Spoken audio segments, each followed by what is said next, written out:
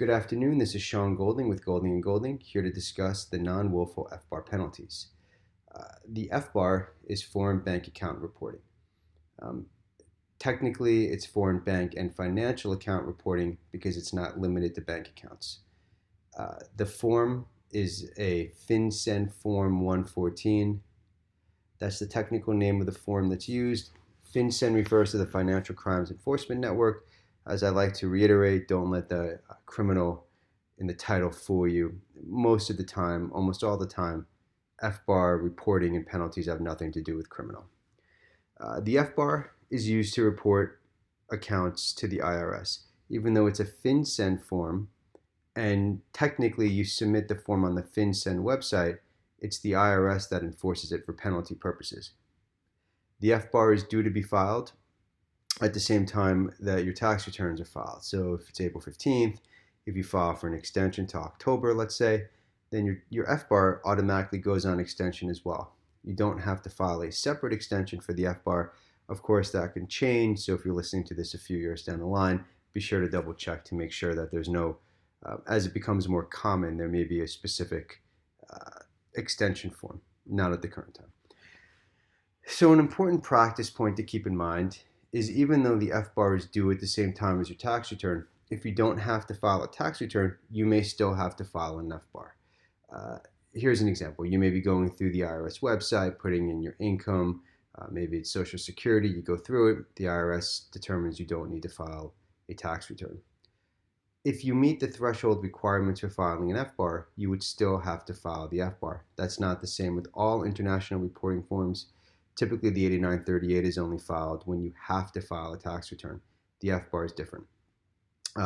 Filing for the FBAR is individuals, corporations, partnerships, other entities, trusts, estates.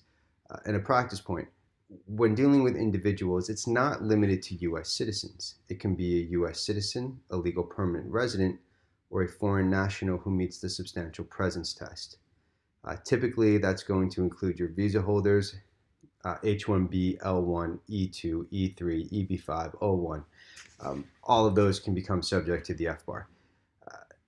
If you're on an F-1 and a few other visas, there's normally an exemption period, first 5 years, but that's beyond the scope of this presentation today. So what happens if you don't file the FBAR? Let's say you don't file it timely, it's incomplete, it's filed late. All of those are subject to a potential FBAR penalty. The majority of the time, individuals get hit with the non-willful FBAR penalty. You may read and see a lot of information online about willfulness because if you get hit with willful FBAR penalties, they're bad. But most of the time, it's still non-willful. Excuse me. So there's basically 4 categories of the non-willful FBAR penalty. The first category is a warning letter in lieu of penalty. The second one is a $10,000 penalty for all the violations combined. The third one is a $10,000 penalty per year. And the fourth one is a $10,000 per occurrence per penalty per year. So let's say you had 5 accounts over 6 years, you're looking at a hefty penalty. Now there is a cutoff, it's generally 50% max value. You can read about that more in the Internal Revenue Manual. Note, the $10,000 adjusts for inflation. They rarely update the actual language in the regulation and the statute, but it's $10,000 that adjusts with inflation. So how do you mitigate these penalties? There is no bright line test to determine someone's non-willful versus willful. Generally, it's a totality of the circumstances. The IRS person in charge of your penalty does have the right to reduce or mitigate the penalties. When it comes to non-willfulness, it's tough because in the civil arena, the distinction between non-willful and willful is a gray area.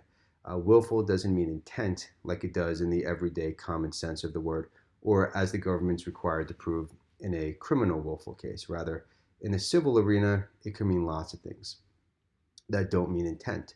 It could mean reckless disregard, where there's no intent. It could mean willful blindness, which means there's no actual knowledge. So in order to try to combat these penalties and avoid them, the goal is to get into one of these FBAR amnesty programs before you get hit with penalties. Once you get hit with penalties, it's an abatement procedure. It's a little more complicated, especially with the FBAR because you can't fight it in tax court. So the different FBAR amnesty programs, the main one is the traditional voluntary disclosure program. It's been around forever. There used to be an offshoot, the OVDP, Offshore Voluntary Disclosure Program, initially started in 2009. It changed over the years and then it was closed September 2018. In March 2019, the IRS expanded the traditional voluntary disclosure to include more information and penalty analysis for offshore accounts as well, because you can use it for domestic as well. It doesn't have to be offshore. Two very common programs are the streamlined program. The main name is the streamlined filing compliance procedures. It's broken down into two subsections: streamlined domestic offshore procedures, streamlined foreign offshore procedures. Both of these deal with offshore accounts. The domestic and the foreign in the title refers to the residence of the taxpayer. Some clients, some taxpayers, individuals, corporations may qualify for the delinquency procedures instead, or reasonable cause. It just depends on the facts and circumstances of the situation. That's our short introduction to non-willful FBAR penalties. We could probably talk about it for days. If you go to our main website, goldinglawyers.com, we have a bunch of free information on there, lots of different articles and blog posts. We also have a separate site, a sister site, IRSstreamlinedprocedures.com, which is dedicated solely to the streamlined procedures and issues impacting it. Again, my name is Sean Golding. Thank you for your time. Enjoy the rest of your day.